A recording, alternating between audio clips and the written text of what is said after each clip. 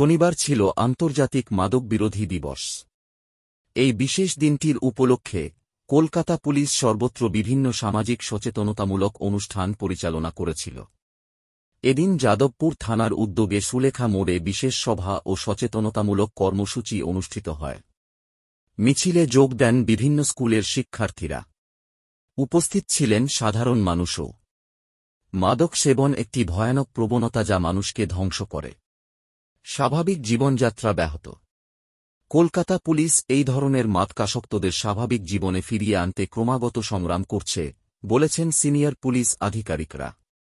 DC SSD Mrs Bidisha Kalita, IPS, AC one SSDS B Manna সাহেব এবং এসি-2 জনাব বিধান সাহা, যাদবপুর থানার ওসি মৃণাল মুখার্জি। এ সময় অতিরিক্ত ওসি জনাব অরিন্দম পাণ্ডা প্রমুখ উপস্থিত ছিলেন।